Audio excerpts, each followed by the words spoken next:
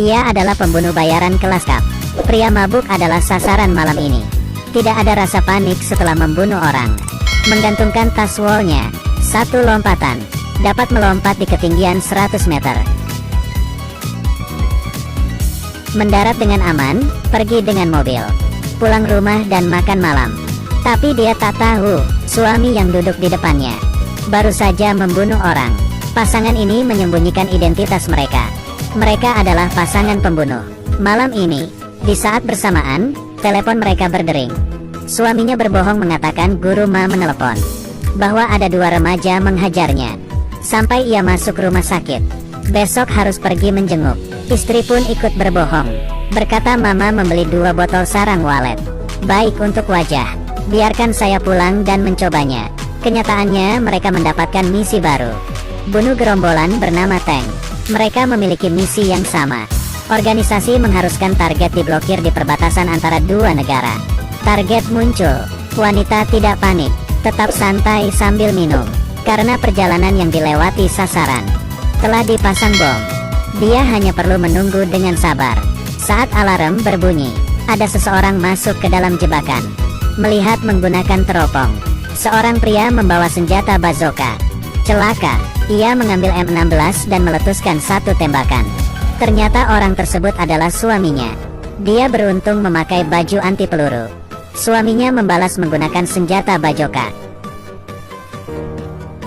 Ledakan dahsyat itu membuat sasaran terkejut. Sasaran buru-buru berhenti dan menghindari ledakan. Misi pun gagal, dan pasangan ini pun kabur. Sebelum suaminya pergi, dia melihat 1 buah laptop yang sudah hancur. Staf teknis dengan cepat mendapatkan alamat si pemilik. Sebuah gedung kelas atas yang berada di New York. Kamar 5003 ternyata yang ditempati istrinya. Suaminya sulit mempercayai ini, dan istrinya telah melihat rekaman video. Menyadari orang tersebut adalah suaminya. Suaminya pun menelepon, mengatakan dia membeli wine tahun 82, ingin bersama-sama mencobanya. Setelah suaminya menutup telepon, langsung buru-buru pulang, memeriksa dengan hati-hati. Ternyata istrinya telah menuangkan wine itu. Takut istrinya menaruh racun, dia berbalik dan membuangnya, mengambil pisau dan menyimpan di dalam baju saat istrinya tidak memperhatikan. Istrinya mengeluarkan sepiring daging asap, dan mengeluarkan 1 pisau besar. Suaminya pun kaget, buru-buru berdiri memeluk istrinya dan berkata, "Kamu sudah sibuk seharian, biar aku saja." Akhirnya bisa duduk dan menikmati daging asap. Setelah memasukkan daging dan mengunyah 2 kali, dan menyadari istrinya memakan kacang hijau dengan ekspresi santai.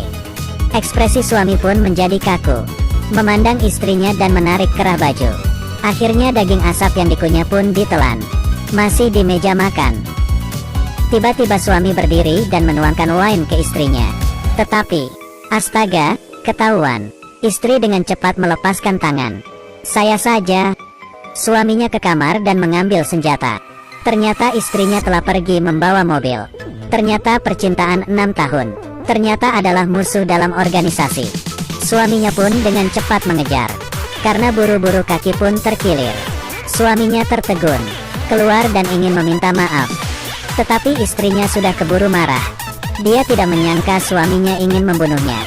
Dia pun menginjak pedal gas. "Hentikan mobil."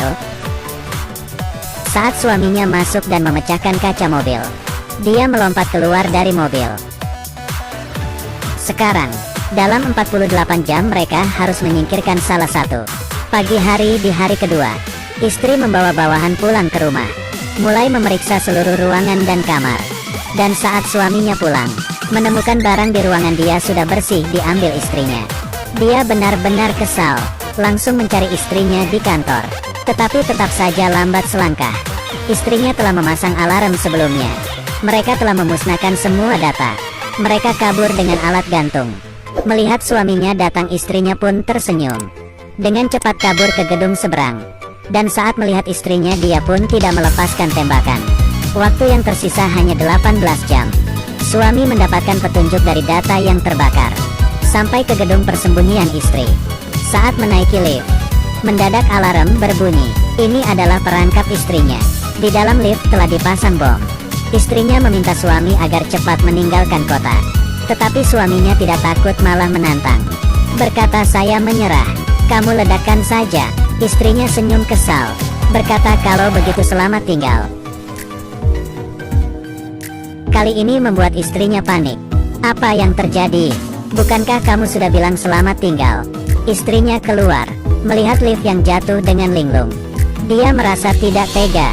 Malam hari istrinya duduk sendiri di restoran dan menangis. Di saat itu juga, seseorang memegang tangannya. Ternyata suaminya. Ternyata dia sudah mempersiapkan, mengganti kabelnya, dan bersembunyi di lift lain. Suami menarik istrinya untuk menari bersama. Mereka kelihatan mesra, namun nyatanya mereka saling menguji. Suaminya mengambil pisau kecil dari kaki istrinya. Istrinya mengeluarkan senjata dokter celana suaminya. Sudah tidak ada senjata lagi, tapi duri di dalam hati belum dikeluarkan. Suaminya berkata, "Kita menjadi seperti ini karena ulah kamu. Karena kamu menganggap pernikahan adalah misi." Dan istrinya menjawab, "Lalu apakah saya adalah misimu?" Dan suaminya tidak dapat menjawab. Istrinya kecewa. Dia berhenti dan berjalan menuju toilet. Tidak lama, seseorang ketakutan keluar dari toilet, melihat ke arah pintu. Ternyata istrinya telah pergi. Suaminya mengejar keluar, dan ada orang tua di sampingnya berkata, "Mengapa ada suara di badanmu?"